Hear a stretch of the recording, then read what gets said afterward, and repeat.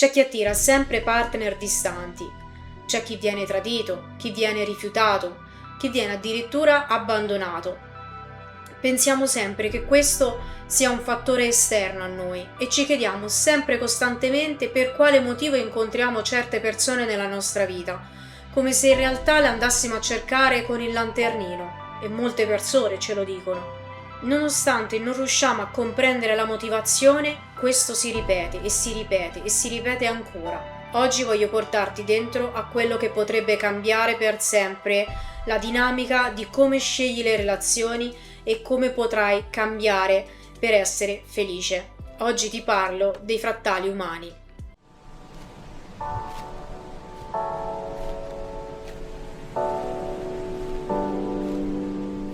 Ciao, sono Cecilia. Ho passato tanti anni della mia vita a studiare i miei traumi affinché potessero diventare consapevolezza. Oggi ti racconto una storia di vita interiore affinché possa aiutarti a sciogliere i tuoi nodi interiori. Oggi infatti andremo a parlare dei frattali umani. Vi siete mai accorti che nella vostra vita attirate sempre lo stesso genere di persone?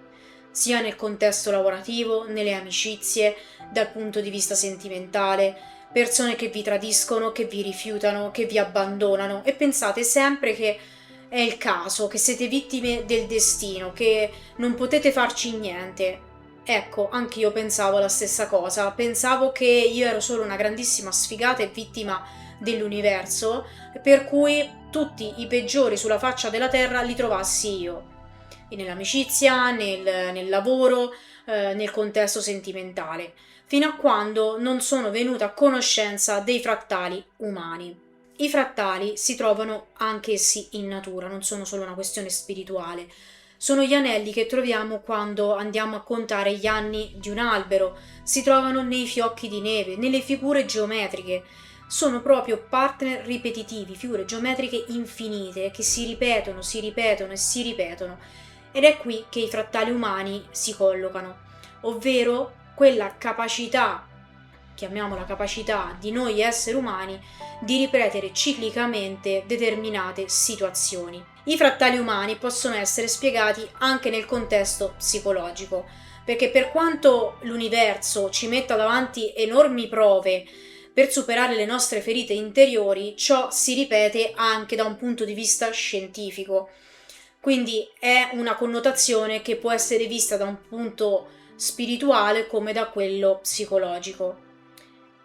Dal punto di vista psicologico, il fatto che noi rimettiamo in atto certe dinamiche che ci portano determinate persone non è assolutamente casuale. È il fatto che noi molto semplicemente siamo cresciuti in contesti in cui molto probabilmente quando si viene traditi, rifiutati, abbandonati, si subisce nelle relazioni da grandi violenze sessuali, si incontrano narcisisti, è perché nell'infanzia siamo stati trascurati. Questo non significa che nell'infanzia debba essere successo qualcosa di catastrofico, come un incesto, una violenza sessuale da parte di un amico di famiglia, un abbandono in un orfanotrofio. Non si tratta sempre e solo di dinamiche estreme.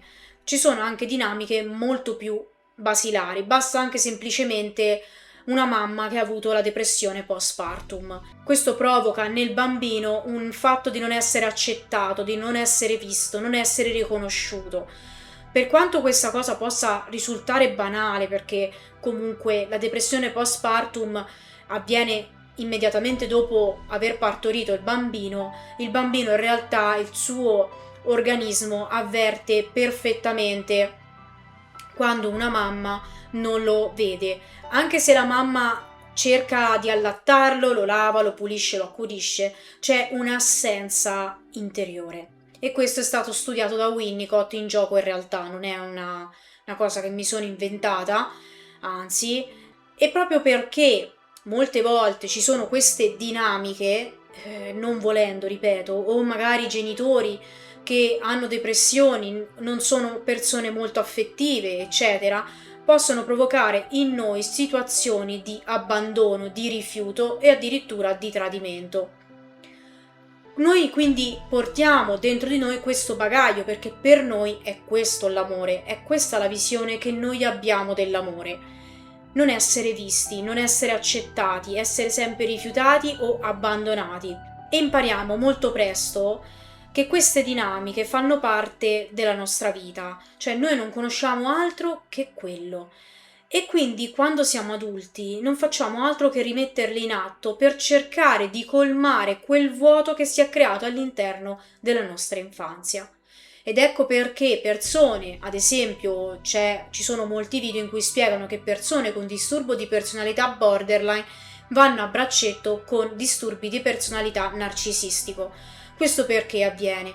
Avviene perché la persona con disturbo di personalità borderline ha paura dell'abbandono e quindi ha bisogno dell'altro, e il disturbo di personalità narcisistico invece ha bisogno di essere ammirato, idolatrato, messo su un piedistallo, che è quello che fa il borderline. Questo ovviamente intendo nelle situazioni estreme, ma in realtà basta anche poco, non è che ci sia bisogno di avere conclamato un disturbo di personalità. Questo è l'esempio più eclatante. Fatto sta che comunque nelle relazioni amicali o sentimentali, che sono quelle in cui noi possiamo renderci conto maggiormente di questa dinamica, noterete che ci sono amiche che vi hanno tradito, ragazzi che vi continuano a tradire. Questo, dal punto di vista scientifico, viene visto anche dal punto di vista spirituale con i cosiddetti frattali umani. I frattali umani, però, trattano del fatto che dicono sempre che tu incontrerai sempre la stessa persona, cioè non tanto la stessa persona, quanto la stessa dinamica nelle relazioni, anche se persone diverse, perché hai dentro di te dei nodi che devi andare a sciogliere. Questi nodi, secondo la spiritualità, li devi sciogliere perché nel momento in cui hai deciso di venire al mondo, di incarnarti, hai deciso di trasformarti, di cambiare la tua vita e di superare quelle prove. Quindi è la stessa cosa, però vista da un punto di vista spirituale. E il fatto che noi non superiamo queste prove e continuiamo a ripetere, perché soprattutto non ce ne accorgiamo, porterà sempre le stesse persone. I frattali umani infatti spiegano che nel momento in cui tu prendi consapevolezza di questo ciclo ripetitivo che metti in atto costantemente, per esempio, una persona che si fidanza, una ragazza che si fidanza con un ragazzo, e questo è molto violento nei suoi confronti, nel senso di violenza fisica, e lei decide di lasciarlo, o comunque si lasciano per qualsiasi motivo, e poco dopo ne incontra un altro, e questo si ripete, e poi lo lascia, e si ripete ancora, e ancora, e ancora, è perché non ha capito né compreso che dentro di sé ha uno schema ripetitivo che lei mette in atto. Tant'è che nel momento in cui, e io ne sono la testimone numero uno, che noi superiamo questi cicli karmici, queste relazioni karmiche in cui comprendiamo perché noi le abbiamo messe in atto, la vita totalmente ti cambia, perché fai uno shift energetico talmente potente che ritrovi un equilibrio interiore e questo si ritrasmette energeticamente nella vita. Tant'è che quando io infatti ho interrotto totalmente il ciclo di questo partner di ferita d'abbandono e di tradimento, per cui io incontravo sempre e soltanto persone che o mi abbandonavano, quindi mi lasciavano senza un apparente motivo, oppure mi rifiutavano, oppure mi tradivano. E tutte erano tra l'altro costellate dal fatto che appena mi lasciavano avevano già un'altra. Quindi io ero entrata in un loop per cui davo la colpa sempre a loro. Io dicevo che erano loro che mi tradivano, erano loro che mi trattavano male, era sempre colpa loro. Che in realtà, fermi, in realtà lo è. Perché comunque dal punto di vista del rispetto della persona, umanamente è sbagliato quello che di tradire, lasciare no, però di tradire, di comportarsi in malo modo, oppure ecco appunto, che ne so, violenze fisiche, violenze sessuali, ci mancherebbe. Sono cose sbagliate, però il fatto era che non potevo continuare in quel modo. Quindi un giorno mi sono chiesta, ma santo Dio, ma perché io incontro sempre sti soggetti? Ma poi perché subito appena mi lasciano trovano un'altra? Lì per lì, agli inizi, mi ero un po' troppo focalizzata su lei. La lei che sceglievano gli altri. Io ero convinta che le altre avessero un qualcosa che io non avevo. Cioè, una cosa che poi io ci ho perso anni a capire perché pensavo fosse dal punto di vista estetico, anni e anni dietro sta cazzata. Poi dopo, finito quello, era caratteriale. Però ho iniziato a dire, va bene, facciamo così, facciamo uno schema. Iniziamo a mettere Tizio, Caio, Sempronio, quello che è successo, quello che hanno fatto loro, quello che è successo dopo, quello che ho fatto io, e da lì piano piano ho iniziato tipo a ricostruire una cronostoria dell'atteggiamento che facevano loro, e lì mi sono chiesta, ma cavolo, ma questi fanno tutti la stessa cosa, tutti attuano lo stesso identico meccanismo nei miei confronti, quando con le loro ex ragazze prima di conoscere me o anche con quelle dopo non avevano messo in atto. Dico, ma qui c'è qualcosa che è stranissima, dico, ma come mai? Quindi ho unito i puntini anche su di me, nel senso che poi per un periodo sono stata sola, proprio perché non riuscivo a individuare qual era il problema. Sapevo che non potevo mettermi in una nuova relazione fino a quando non avrei scoperto quello che si celava sotto, perché ci giravo intorno ma non ci arrivavo. Avevo individuato, ripeto, quello che era il loro atteggiamento nei miei confronti, ma non avevo ancora capito qual era il mio atteggiamento nei loro. Quindi per un anno o due sono andata un po' avanti a stenti, fino a quando ho iniziato a sentire qualche ragazzo così tanto senza uscirci, solo per messaggio, e lì ho iniziato a comprendere quello che mi accadeva, perché avevo iniziato a capire che attiravo proprio determinate persone, nonostante sapessi che non fossero molto al top, diciamo, e già lì infatti, cioè loro mi cercavano e io gli davo spago, fermi, quindi non è che l'andavo proprio a cercare io, però gli davo comunque spago nonostante sapessi le dinamiche che ci avevano dietro. E poi a un certo punto queste persone sparivano, ma mentre lì, invece di incazzarmi e dirmi che cazzo ho ritrovato un'altra testa di cazzo, ho detto, che cosa sento io effettivamente dentro? Cioè, che cosa mi scatena il fatto che questa persona se n'è andata? E ho iniziato a scrivere. E forse presa un po' dalla paura dell'abbandono, iniziai a scrivere che io avevo bisogno di attenzioni. Avevo bisogno che le persone, che i ragazzi mi dessero attenzioni. Da lì è venuto fuori il mondo perché il mio problema principale era la ferita d'abbandono. Quindi è venuto giù una frana di roba per cui io ho capito che mettevo in atto questa dipendenza, che la sapevo perché era a conoscenza del fatto che io fossi dipendente da queste persone, perché ammetto che quando loro mi lasciavano io non riuscivo a sopravvivere, io ho paura di morire. Quando loro mi lasciavano io sentivo proprio il cuore che mi si strappava a metà. Io a volte dicevo alla mia mamma, guarda, io non credo di farcela, io penso che se quella persona non torna da me io muoio, io non riesco a sopravvivere. Cioè, vi rendete conto? Il meccanismo che si attuava dentro di me, cioè, era abbastanza grave e pesante, cioè, il pensare che senza quella persona io non sarei riuscita a vivere, che io sarei morta. Cioè, è una cosa gravissima. Però se tu sei dentro non te ne rendi conto, ok? Perché è proprio una dinamica disfunzionale. Infatti nel video della prossima settimana vi spiegherò come io sono riuscita poi a prenderne maggiormente consapevolezza nel tempo. Quindi da lì ho elaborato il fatto che io avessi paura di essere abbandonata, di non ricevere attenzioni, di non essere amata, la paura di essere tradita. In più si era anche palesato il fatto che da una parte volevo una relazione, dall'altra parte non la volevo per paura di soffrire. Quindi anche questo io non me ne ero accorta, cioè li volevo ma non li volevo, ma non ero consapevole.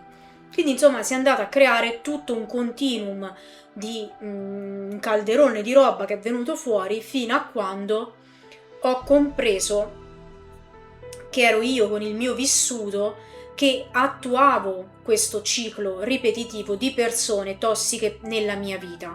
Il punto focale è stato quando si è ripresentato un ex e lì io mi ricordo che dicevo costantemente che la colpa era la mia se lui se ne fosse andato. In realtà poi questo ex è tornato, ma in maniera amicale.